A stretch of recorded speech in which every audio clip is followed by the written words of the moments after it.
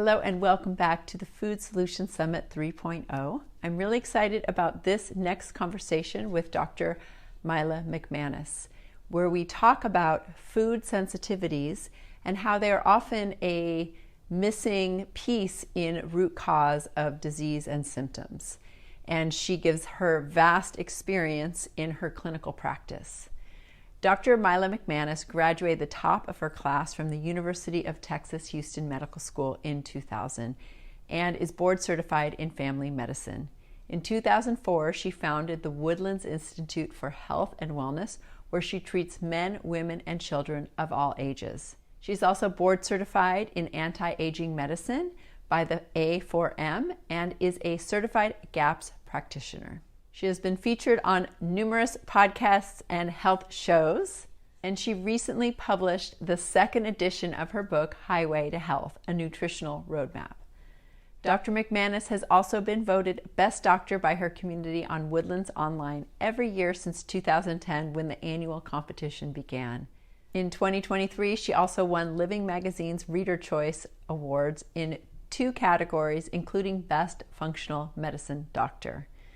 Enjoy this interview where we go deep into the difference between food allergies and food sensitivities, symptoms you can look for, and things you can do to reverse the course you're on. Enjoy this conversation. Hey, Dr. McManus, it's so wonderful to have you on the summit. Thank you so much for being here. Thank you so much for having me.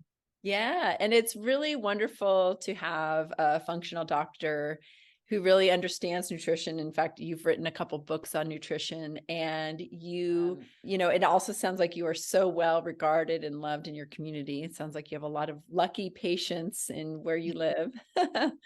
So yeah, it's wonderful to know that you're out there doing the good work. And I know for you and your nutrition path, when we think about our relationship to our food and our body, that you have a story just even through your journey of going through medical school, which I know can be kind of harrowing. Absolutely. Yes. Yeah, tell us a little bit about that. Okay, sure. I'll try to keep it brief, but basically, I remember being sick as far back as I can remember. Even at birth, I had just horrible colic and rashes and such. And, I had horrible eczema and allergies and mild asthma. And, every year that went by, the issues just started piling up. And as far back as I can remember being able to use a toilet, I had GI problems. And, then in middle school, it was acne. And then in high school, it was really bad PMS and periods and anxiety, insomnia, depression, headaches. And so I just had seen so many doctors in my life and nobody could really help me. So I decided to go to medical school to see if I could figure out how to help myself. And when I graduated from residency, I had never been more tired, more sick, more depressed. I had never been heavier, and the list goes on, because what I learned how to do in medical school was just pile on more prescription medications to band-aid symptoms, and they clearly caused other problems for me to be so sick. So when I graduated from residency, I was on at least 12 prescription medications. So I started my private practice in family medicine, and probably, 4 to 6 months in, I had functional medicine opportunity fall in my lap, and I went to a dinner to learn about it, and it immediately spoke to me. And it was this wow, aha moment. And I was so excited to learn about it. And then I started getting angry, like, why didn't I learn this in medical school? This makes a lot more sense to me. And why is it that in all my years of seeing doctors, and all my years of going through medical school and residency, we didn't learn nutrition? Doctors didn't ask me how I ate, what I ate, to see if maybe my diet was part of my problem. And because of the lack of learning that in medical school, unfortunately, most doctors don't really even know those questions to ask patients. And it took me, let's see, about 6 months into my functional medicine journey to get off all those medications and drop some weight, and just had never felt better. Just to be allergy free for the first time in my life, and to have clear skin for the first time in my life, and to have normal bowel function for the first time in my life, and energy is amazing. I just can't imagine how much more I could have done if I had had good health growing up. Yeah. Wow. And I mean, so one of the things we're going to be talking today about is the difference between like food allergies and food sensitivities. And so I can imagine, like many people today, you probably had doctors that, and maybe even had some allergy tests, and they said, you're not allergic to anything, or you don't have anything, we don't see anything, perhaps. And so you had to make some changes regardless of what maybe even the test said, or like, so I'm just curious, like, and I, I also will just say, wow, 6 months to get off of 12 meds, that's pretty outstanding. So you were likely very committed to the journey that you were on to feel better, right? So what was that for you? Like, what helped you to get off of those? What kind of changes did you make? Yeah. Okay. So just to clarify, I did have food allergies when I was young that were tested for, and also a lot of environmental allergies. I was allergic to everything. So I was on allergy shots starting at age 5. Okay. So then when I learned the functional medicine journey, the first thing I did was sort of gut cleanse to rid yeast from my body, which had overgrown from just years of antibiotics that I took for infections and acne and things like that. And part of that was, okay, well, here's what you're going to eat, and here's what you're not going to eat. I'm like, but really, no diet soda? What? No wheat? Huh? No dairy? Wait, that's my staples in my life. So, but I was really committed and ready. And it's like, once you see that momentum after a week or two, you know that you're on the right track. And that was all the incentive I needed to keep going, to eat healthfully and change my life. And so nutrition was so huge. And I discovered that I did food sensitivity testing, which is really not done in conventional medicine. Which is a different, pathway from a true food allergy. So we can delve into that deeper. But I learned that I was really sensitive to wheat and soy and dairy and eggs and all those common ones. So eliminating that from my diet for a while, some for good, but some for at least a while, it was just a huge part of my journey of healing. And then hormonal balancing was another part of that. Getting into an exercise routine as part of that. But I joke with my patients, I kind of do the minimum. I just never got that gene that drives me to want to exercise 3 hours a day, like some people. Totally. I know.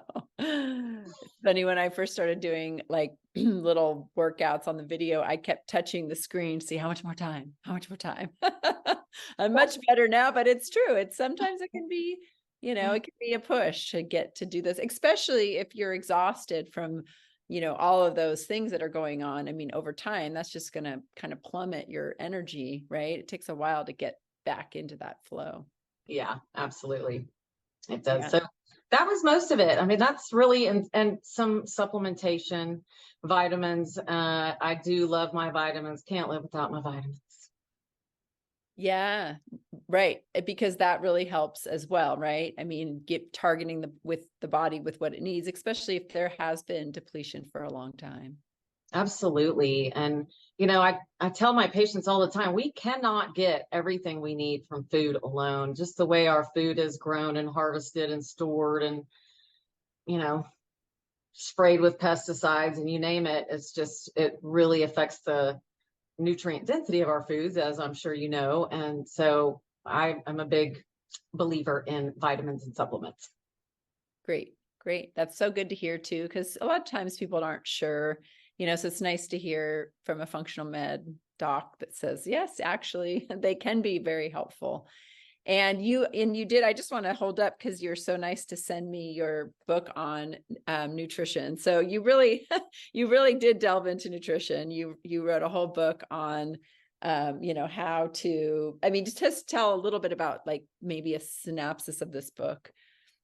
Yeah, it's really to just help the beginner, help everybody. Everything I didn't know that I wish I had known from many, many years ago. And we break it down just to teach nutritional basics, how to hydrate optimally, lists of, here are just columns of, in the meat department, these are ideal foods, these are okay, these you should really moderate, and these you should absolutely avoid. And so we have that broken down into, meats and vegetables and fruits and grains and sweeteners and things like that. And then I have information in there about digestive enzymes and food sensitivities and such. So I hope it's a practical guide for people.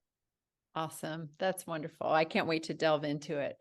So let's talk a little bit about, the difference between food sensitivities versus food allergies, right? Because, again, sometimes people's symptoms will be discounted if it's not a true allergy, but I have so many people that say, well, it doesn't matter because I know how I feel, right? But sometimes it's hard to uncover that. So just give us some insight around that. And, maybe just first, let's break down the difference there. Okay, sure. So what we learned to test for in medical school training is we're really looking for food allergies that are IgE related, mediated, they say. And so we have different antibodies, they're called. So there's IgE and IgM and IgG and IgA. And so consider them different immune pathways that have different effects. I still don't quite know why conventional medicine just completely ignores food sensitivities. I've heard patients tell me, that their other doctor might have said, oh, those don't mean anything. Whatever you're eating, you're going to get those antibodies too. Right. My clinical experience is way different from that. And, when I see these food sensitivity reports, it tells me a really good story about gut health and patients and what might be some of the root causes of their symptoms. So IgE is a true food allergy.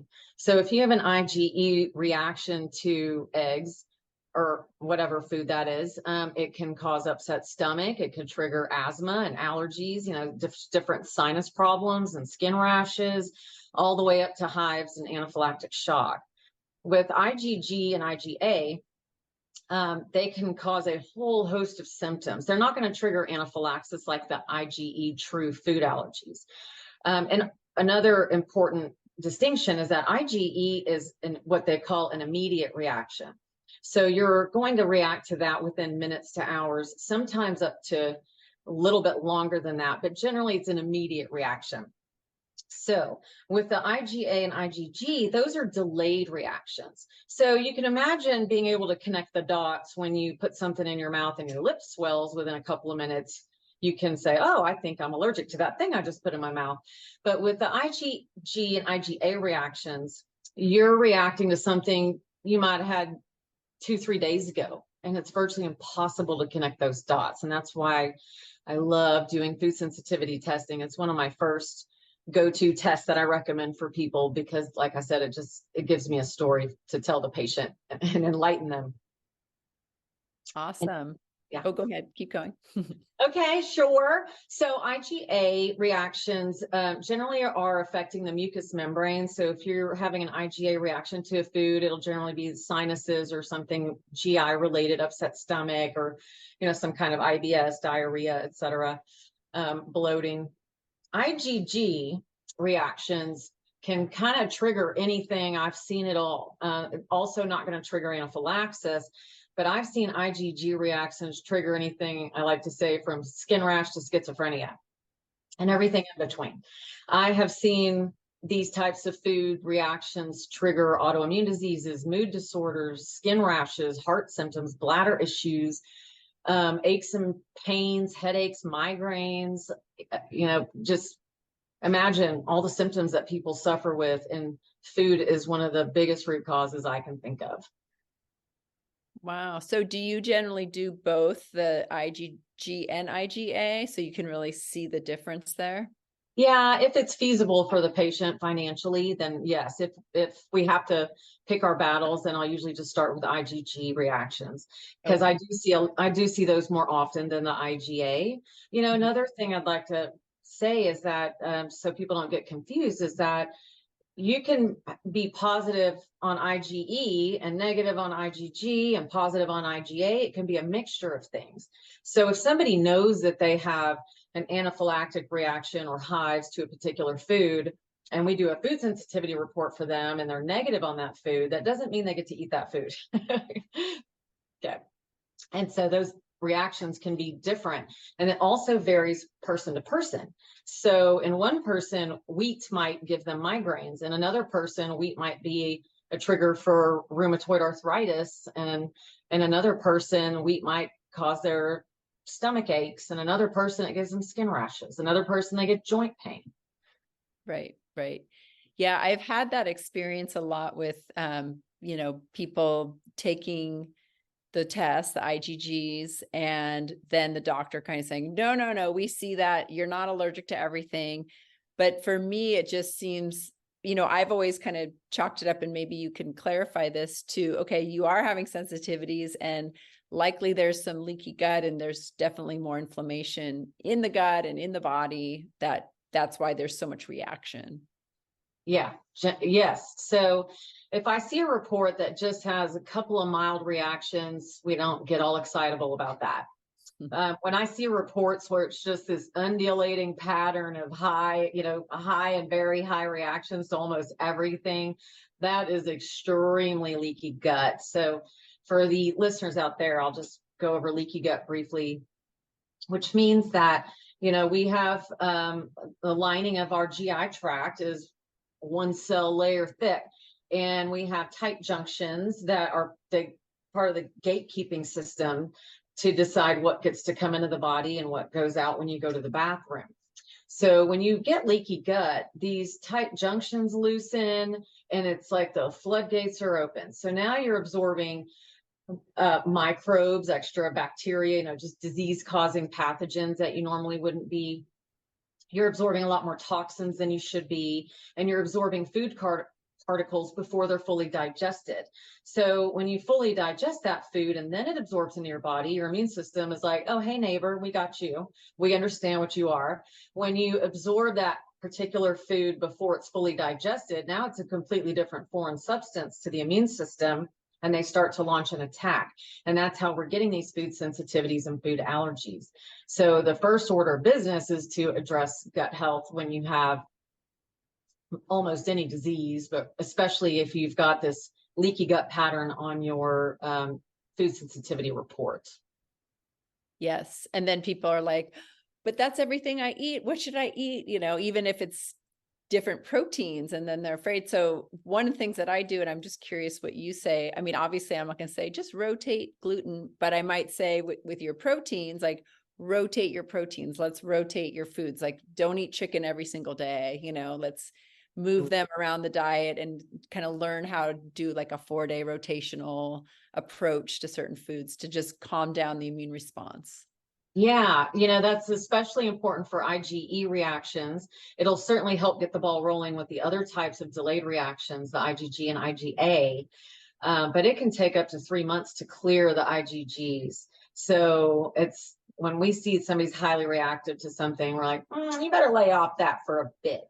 If it's a low to moderate reaction, then we start saying, well, okay, why don't we rotate that? If somebody is allergic to everything and all they can eat is celery and dirt, like, okay, let's see how we can mitigate your symptoms in the meantime. Clearly, you need to eat these foods. So maybe we'll take a few of the most common offenders out, but we're like, okay, we need to address your gut. We're going to add some digestive enzymes. And so digestive enzymes, as I'm sure you know, will help digest your food down to tiny particles to be less allergenic and less inflammatory to the body. Also, the digestive enzymes can help with any gastrointestinal issues you've got, like heartburn and stomach aches, and help to regulate your bowel movements and things like that. Probiotics are helpful, and whether you eat them in foods like kimchi and live sauerkraut, not the sauerkraut you're going to see in most grocery store shelves. You got to look in the refrigerated section. Mhm. And, and then there is prebiotics can be helpful. There's one supplement that I do like, and it's called and it's called Ion Gut Support, and it's a liquid that can help to seal up your leaky gut right away and protect you from some of those food allergies. So it'll help you tolerate foods better. It's not a license to cheat. It's not, well, I'll just drink my Ion Gut and I'll just eat wheat 3 times a day. Right. Yeah, doesn't work quite that well. But it also acts as a prebiotic. So we started using that supplement relatively recently, compared to the 20 years I've been doing functional medicine. So I have found that to be very useful for people. Awesome. Awesome. So another question I have, right, if we think about, what could cause the food allergies, like, you explain the leaky gut really well. And so then once all of a sudden all this stuff is getting out, and so the immune system is just kind of starts going after everything, which we also know could then really dysregulate the immune system. And then that could become an autoimmune situation. But what do you feel like with today, like just the causes? Like, do you have like insight through your clinical practice of we're seeing more and this is some of the reasons why? You mean in general of root causes of disease in general? Or even like food allergies and food sensitivities? Oh, well, yeah. Who doesn't have a compromised gut health these days? It's all the toxins, which are ubiquitous in the diet. We are all exposed to toxins 24/7. And everybody's throwing antibiotics at absolutely everything that's wrong with them, thinking antibiotics are going to help. And of course, that makes it worse. And then there are other medications that contribute to that as well. And one of the bigger offenders that come to mind are the antacids, particularly proton pump inhibitors like Nexium and Prilosec and Prevacid and Protonix, that are just completely wiping out your stomach acid 24 hours a day. Those are not meant to be used long term, and they can cause a lot of long-term health issues, for first and foremost by way of affecting your gut and the acid production in your stomach. Right, right. I know I think about the stomach as being like the gatekeeper, and it's that like the headwaters of the whole immune system, or sorry, of the whole digestive tract, right? So it's like what happens in the upper GI, right? So many of us like chomp, chomp, swallow versus really chewing our food well. And then the job of the stomach is like the pot that cooks our food, right? And it also is an immune organ too, in that like if we're eating things that maybe are pathogenic, it's just it kind of wipes it out then and there. And so if the stomach isn't able to do its job well because of an antacid, or sometimes even like mindless eating, things like that, then everything downstream could be affected. And if that becomes long term, then we start to see dysregulation. And it's interesting because I'm sure you do too, but I see SIBO a lot. And I've really, as much as the antimicrobials and all of that are important, I feel like, priming the stomach and getting the stomach working really well and getting digestion working well and mindful eating is like, parasympathetic nervous system and being in rest and digest is just as important. And sometimes that can even become kind of like a protocol more than taking all this stuff that is important, but sometimes like that's the most important thing long term. Absolutely. Starting with the lifestyle things, like you said, can you chew your food, because that's where digestion starts, and relax while you're eating so that you can digest that food. If you're in fight or flight while you're eating, you're going to be more prone to having heartburn afterwards. You may notice that sometimes the food gives you heartburn and sometimes it doesn't. Okay, well, what is your level of stress during that time that you ate that food versus the day you ate that same food and had the symptoms? Yes, yes, yes. Yeah, it's and that's what's hard too, when people are trying to figure out their symptoms and the food they ate, and it's not always adding up, right? So that is where we have to look at some of the emotional pieces around food, which I'm sure you've seen in your practice, like the emotional piece plays such a huge role, right? And just even stress, right? Mhm. Which we all have. So, part of my prescription for healing, besides addressing gut health, is to let's work on emotional baggage. Let's work on stress management, because I can't take your stressors away. I can't take your financial issues away. I can't take your job away for you. And your family and the politics and everything out there that stresses us out, right? So, what can we do to help manage that stress in the meantime? And so deep breathing exercises, my goodness, those don't cost a thing. That is the cheapest thing I can offer my patients right there. Yes. And if you could just do that for 60 seconds 3 times a day, I think you'll notice the benefits. Yes. It reminds me of just a quick little story. I years ago was giving a talk at the Weston Price Society, a little chapter, and it was on ferments and the microbiome and the gut-brain connection. And I had a slide up of all the prebiotic foods. So the foods that feed the microbiome. And then, so sometimes though, when people have a lot of bloating and gas and IBS and perhaps even SIBO, which is small intestinal bacterial overgrowth, they cannot eat prebiotic foods because it causes a lot of gas and bloating in the belly and kind of stalls digestion, because a lot of those microbes that are kind of in the wrong place can stop motility. Anyway, so this one young woman in the audience, she said, "Oh yeah, I had SIBO and I couldn't eat any of those foods at all, but now I can because I don't have it anymore." And I was like, woohoo, but kind of just moved on. But then after the talk, I was like, okay, I got to find her and ask her what she did. And she said, well, I was on Medi-Cal. I didn't have any money. My stomach was a wreck. I did not want to take antibiotics when they were offered to me, and I couldn't afford the supplements of the antimicrobials. So I started practicing breath work, and I went down a rabbit hole of breath work. And I was really like, I don't know if she said religious, but she was just really good about doing breathing techniques and exercises before her meals and other times. And she said, that's what I did. And that's how I got rid of my SIBO. And I was like, and I told one of the doctors that I was working with at the time, and she said, oh my gosh, I just read this study on deep abdominal breathing before meals. Can they actually mirror the results of the antacids that you were just talking about? Like if people do that before a meal, like they might, they probably won't even need their antacids, whatever. The study just showed that it was just as effective, if not more, than the antacids. So yeah, that we can't discount those simple free things like breathing, where we actually take time for ourselves. Definitely. That is a great case in point. Yeah. Yeah. So, well, I asked you before just about, food sensitivities and allergies and kind of what you thought might have been some of the root cause, but like, what do you feel like just, in your clinical practice, being in practice for over 20 years, especially studying functional medicine and being able, being a doctor that is able to like dive into those root causes, like, what do you feel like some of those are, and like just in disease in general, and like what are some of your findings that could be helpful for all of us to kind of learn from you? Oh, good. I love this question.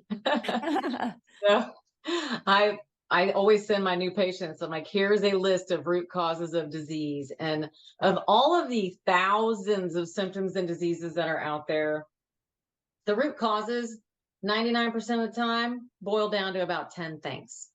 10 root causes. So number one is addressing gut health. Compromised gut health is just the root of all evil. So you really have to focus on that. Number two is food allergies and food sensitivities, which occur because of that gut problem. Number three is nutrition in general. What's missing from your diet? What do you need to take out of your diet? I grew up on Cheetos and Taco Bell and Ho-Hos and Ding Dongs and cereal. Those were my staples, and it was fun. But of course, reflecting back, I realized that was 99% of my problem. And so nutrition, hormones, hormonal imbalance. It doesn't mean you need to throw hormones at everybody. Just addressing gut health and doing some breath work might help balance your hormones big time. Toxins. And regarding hormones, it doesn't mean that you have to see an abnormal result on a blood test. to see a hormonal imbalance. If your thyroid, for example, is normal on your blood work, that doesn't mean your thyroid's working properly at the cellular level. If your estrogen and progesterone are out of balance, you're not going to see that on a blood test. I'm going to see that in your symptoms, which are, if you're, premenstrual syndrome, before your periods, do you get breast tenderness and mood swings and bloating and things like that? And then if you're estrogen dominant, with your estrogen and progesterone out of balance, that's going to indirectly affect how your thyroid works. If you're chronically stressed and tired, you probably have an adrenal problem, and that indirectly affects how your thyroid works. So there's a big interplay of all of those. Toxins is another root cause. Mentioned earlier, those abound all day, every day, and everything we do. So being mindful about your exposure to toxins, do what you can. Avoiding plastics is virtually impossible, but if you could just switch to drinking out of glass, that's helpful. Quit using bottled waters as much as you can. I know they're convenient, but get you a stainless steel cup that you can refill. Things like that. Look at better personal care products. I'm a big fan of the EWG, the Environmental Working Group, which is ewg.org. Give them a free plug. And they have an app called Think Dirty. Are you familiar with that app? I love it. So yeah, I know the Clean 15 and the Dirty Dozen. I don't know if that's part of it, but I am familiar with them. And they had the Skin Deep, where you can even look up all your personal care products, and they grade them according to what's in them. But tell us about the Think Dirty. Yeah, so Think Dirty app, you download it, it's all free, and they have hundreds of thousands of products on there. They don't have every single product because there are millions, if not billions, out there. But you can try to find the brand that you're using of a particular makeup that you're using, or shampoo or soap or deodorant, etc., lotions, sunscreens, things like that. And if you can find it, they'll rate it for you. And you're looking for 0, I think, is the best. Mm-hmm. And then, but if you just want to browse for, okay, I want to find a good clean deodorant, let me go to Think Dirty. Let me look for one that's 0 or 1, something like that. And then most of them, I believe, have a link, and it'll just take you right to that website where you can order it. Oh, cool. So, yeah, I'm a big fan of that app. So, taking care, and then eating organic whenever possible, obviously, is a good idea. Avoiding packaged foods as much as possible is a good idea. Okay, so toxins, and then microbes is another big root cause. Viruses, parasites, bacterial infections, whether you have it or not. A lot of people might know, oh, I have a sinus infection. I know what that feels like. I'm going to go to the doctor and get antibiotics. Well, how many times do you have to do that before you realize that antibiotics aren't working anymore? And now what you have is a fungal overgrowth in your sinuses because of all the antibiotics you've taken. And now you have to get a separate kind of treatment for that. So your bugs need to be in balance, and we can get all sorts of infections that can linger for a long time and go unnoticed, undiagnosed. Viruses in the body that would otherwise be dormant and controlled by your immune system. But if your immune system takes a hit, and these bugs in your body can just start to run amok, and then you get reactivated viruses.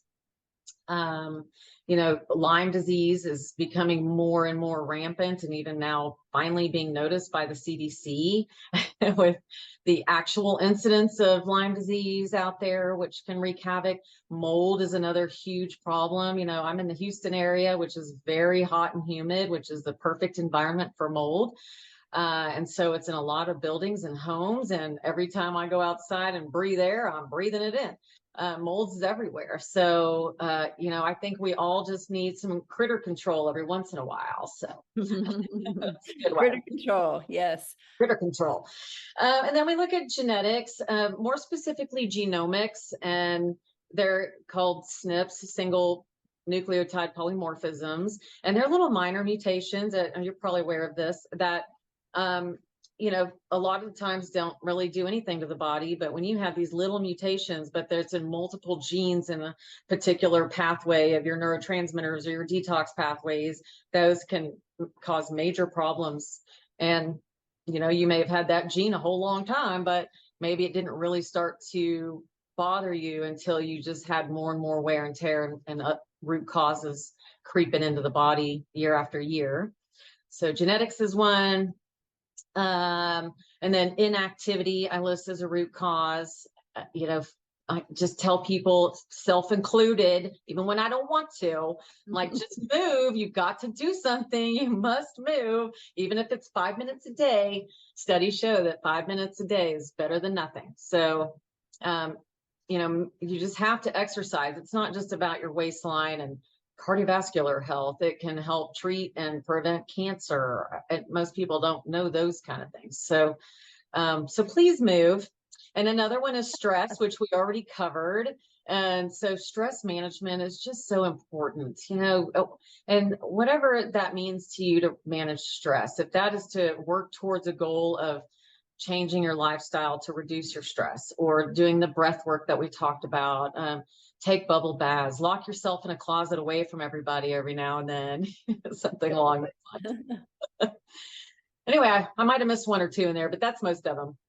Well, what a wonderful list. And I just have to point out that like the first 3 or 4 were all nutritional based, right? I mean, it's that thing we're doing every single day. And then as you kind of kept going, I mean, some of them very specific on, the critter control and the viruses and things like that. But really, and probably even sleep could be in there too, which maybe is aligned with stress, but like, it's a very holistic approach, right? And it reminds me sometimes when I work with people and they feel better and they're like, I just want to know what it is that I did. And I'm like, well, we worked on like a bunch of parts of your holistic, right? It's like, it's a holistic approach. It's a holistic lifestyle that we're aiming for. So it's not just going to be the supplement. It's not just going to be this, but it's like, it's the combination of all the parts, right? Because sometimes I had somebody recently who has a few autoimmunes, and we were talking and she said, I just noticed that I'm not waking up to pee as much anymore and I'm sleeping so much better. And so if you think about that, then you think, oh, now she's going to have more energy and she's probably going to have lower cortisol during the day. And she's probably going to maybe have less cravings, make better food choices. So it's like, it all just kind of can snowpile in the right direction, right? Yes, absolutely. Yeah. So I love your list because I think that, I think we can all relate to that list. And so I have another question for you. Just again, like here you are, like in the trenches and you're working with people and you've had your own journey where like you said earlier, you started to make some changes and you really started to feel better and that helped you to stay motivated. Like, what do you, when you work with patients and you might see that, wow, they've got a lot going on and rather than getting overwhelmed, like what do you find is I don't know if it's your conversation with them or your approach to help them to like get in the driver's seat and feel the motivation and like kind of like push on the gas to make these changes? Yeah, sure. We have to meet people where they're at. And it actually took me a long time to realize that. And, from when I started doing this, I'm like, okay, here's what we're going to do. Bah, bah, bah, bah, bah, bah, bah. And some people would just decide they're going to put their head in the sand because they just can't even handle it. They can't even read this long treatment plan. I still am guilty of sending long treatment plans. I'm a work in progress too.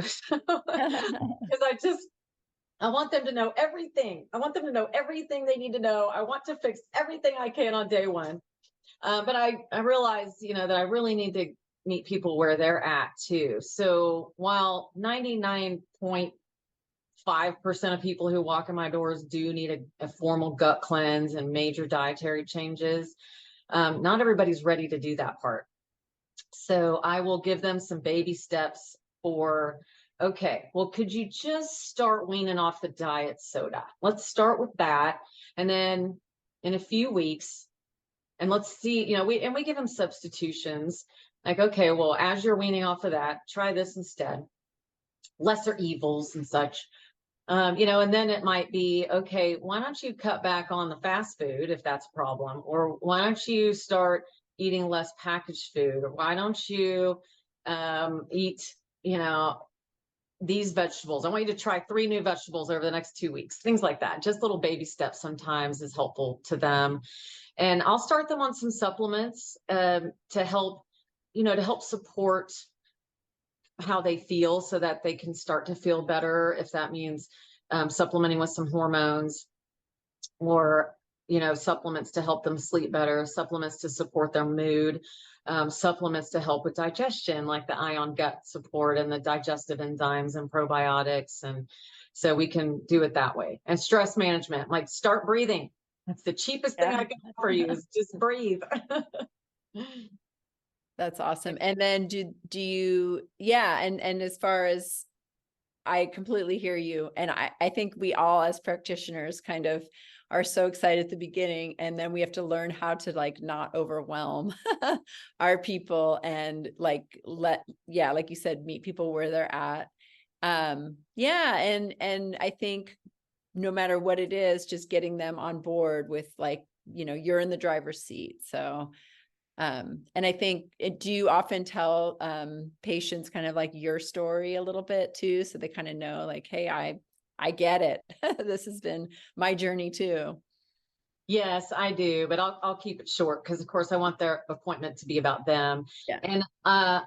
But my story is on my website. So if they find us through the website, a lot of patients have watched my video about my history there too. Nice. But I just want them to know, look, I can empathize. It's not just sympathize. I can empathize with where you're at. Yeah. Because it is, so much of the foods, that we did all grow up on. Yeah. They're just dopamine, excitatory, give me more foods. And it's hard to make that shift, but then it's amazing what can happen when we're eating real foods and how that is.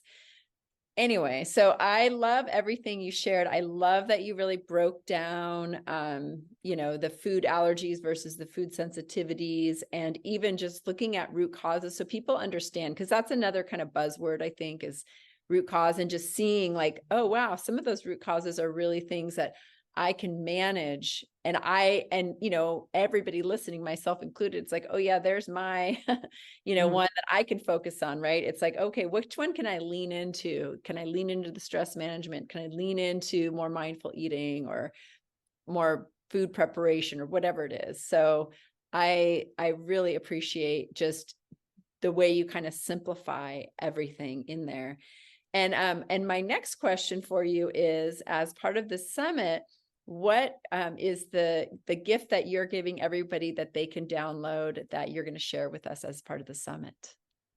Well, a couple things. So I'm going to share with you our booklet, which is some excerpts from my Highway to Health book, and some other practical guides called The First Steps to Dietary Cleanup. So that'll be an ebook that you can download. There it is. Okay. And I will also have a download available for just quick instructions on how to do oral food challenges. So if you are not sure what foods are affecting you and how they're affecting you, doing oral food challenges can be very helpful. There are a lot of elimination type diets out there, right? So, and what works for one doesn't work for another. And of course, there are certain foods that we should all be avoiding all the time. And but doing the oral food challenges one at a time can really be eye-opening for a person to go, oh, that's definitely triggering my migraines, or, oh, that's making my skin itch, or, oh, that's making me brain foggy. And sometimes they don't see a problem after doing the oral food challenge. Okay, well, then you can tolerate that food. Fantastic. Move on to the next one.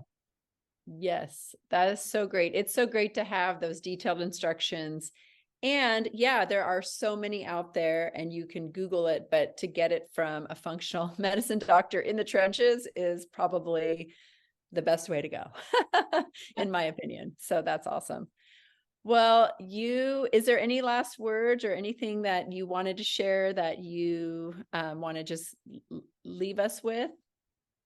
I just appreciate your platform here. I appreciate the opportunity to just teach people anything and everything functional medicine. It's been a passion of mine for a long time, and happy healing out there, and baby steps are okay.